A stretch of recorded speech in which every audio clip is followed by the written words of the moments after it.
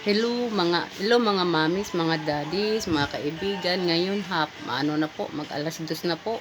Kaya magsundo na po ako sa aking anak. Kaya samahan niyo po ako mga mamis, mga kaibigan. Sunduin ko po yung anak ko ngayon. Mag alas 2 na po. Kaya ngayon, isira muna natin yung mga pintuan at sa tindahan kasi walang tao po dito.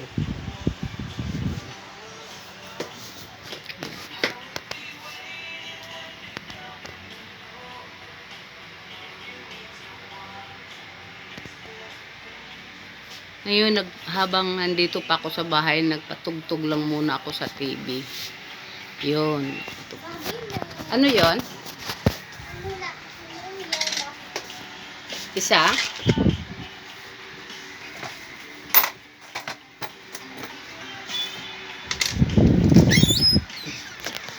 Kunti na lang ang yellow pala natin.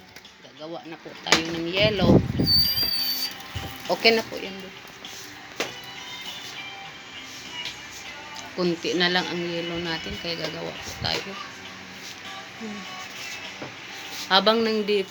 Habang nandito pa ako sa bahay, manonood muna ako ng TV, magpatugtog ganun. Kasi sobrang init po talaga sa labas po. Pakita ko po sa inyo. Ayan. Ayan. Diba? Sobrang init po. Ayan. Grabe.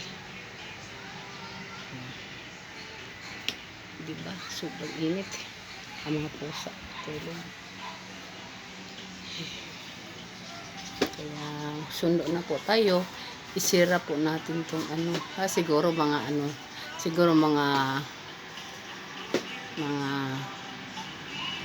150 pwede na. Kasi kung matagal din tayo magantay doon, pakainit. Kaya maya ng konti. Maya ng konti. Muna tayo dito. Upo muna tayo saglit. Kasi kung pupunta tayo doon ng maaga, mag-antay tayo sa labas. Napakainit po sa labas mga mami. Pero okay lang kahit mainit. Basta wag lang umulan, napakahirap.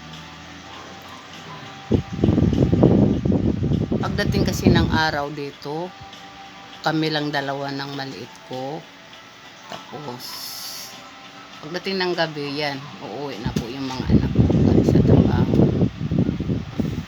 Ako pala, ako mga kaibigan, mga mamis, taga Mindanao po. So, kaya nandito po ako dahil trabaho ng asawa ko, nandito na talaga.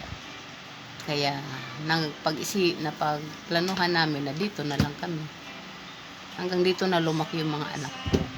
Pero, may balak naman po kami na uuwi pa po ng Mindanao. Kasi, doon talaga kami galing.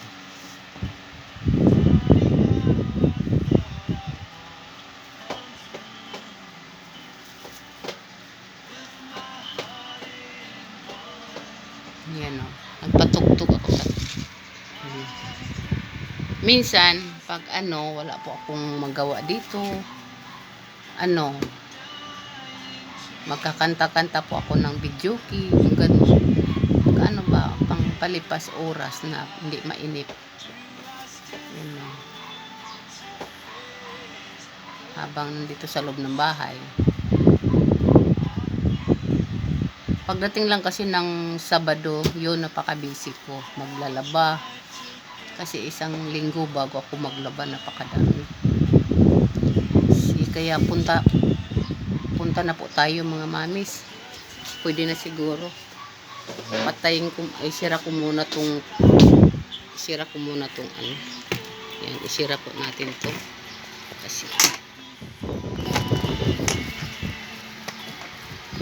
yan, isira po natin to maayos. Baka papasukin na naman tayo ng magnanakaw. Patayin natin tong TV muna saglit. Yan, at tanggalin natin tong mga nakasaksak. Yan, ito lang ang charger. At itong ilaw, patayin natin itong ilaw. Kasi kailangan bago tayo umalis ng bahay, patay ang mga ilaw kasi delikado.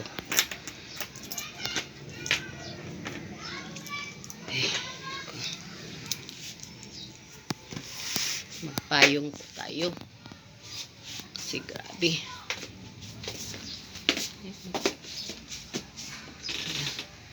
Pwede na, patayin muna natin itong ilaw.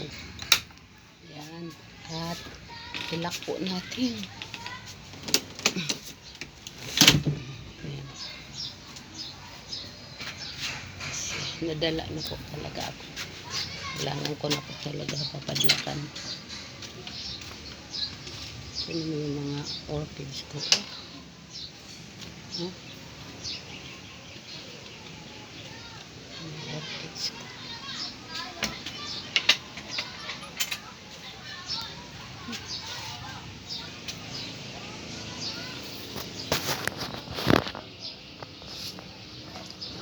Yan, nakasirado yan. Nakasirado po yan. Ngayon, ang halaman ko. Ayan. Ayan, diba? Sobrang init mga mamis. Diba? Init. Yung mga bata nasa labas naglalaro, pinabayaan na ng mga magulang.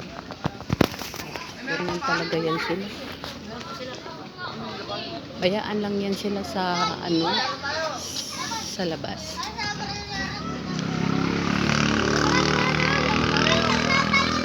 Kaila ka bumaba, Chi? Kanina lang to. Ah.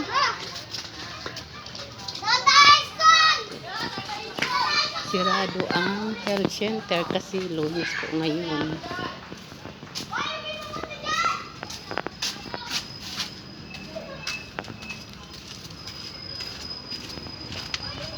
Diba?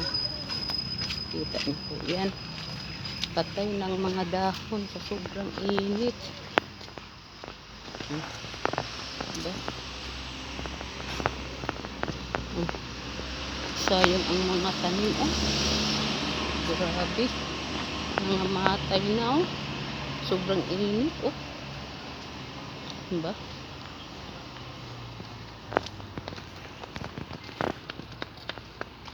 Grabe na. Bibili ako. Mamaya na pag-uwi. Oh. Dito.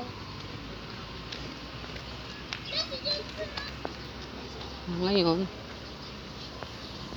malapit lang ang ano namin, ang eskwelahan ng anak ko. Malapit lang. So, ano, siguro maya-maya, labasan na to.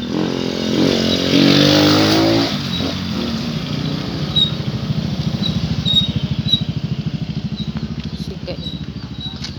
Pag hindi, pwede naman hindi ko sunduin yung anak ko. Kaso lang, pag hindi ko sunduin, baka naman kung sasama doon sa mga kaklase niya kung saan-saan. Alam mo naman pag bata, kung saan yung yayain siya, sasama. O, baka naman, naku, mapunta kung saan-saan. Hindi. Mas maganda, sunduin na lang natin. Iwas na lang sa magkaroon ng problema. Kasi karamihan kasi sa mga bata dito, kahit mabait yung anak mo, mahaluan ng mga ano, mga kukulit, o di masama na rin. Nako, ito, malapit na sa gitnang school. Yun. May atis na maliliit. Hindi pa, pero namunga na.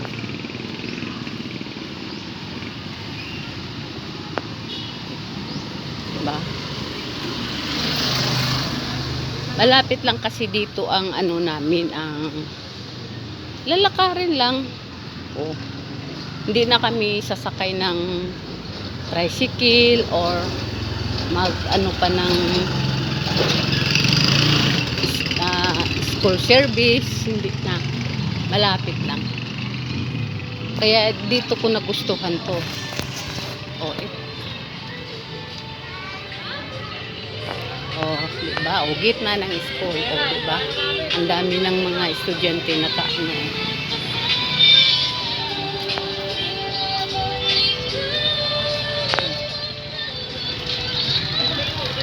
O, diba?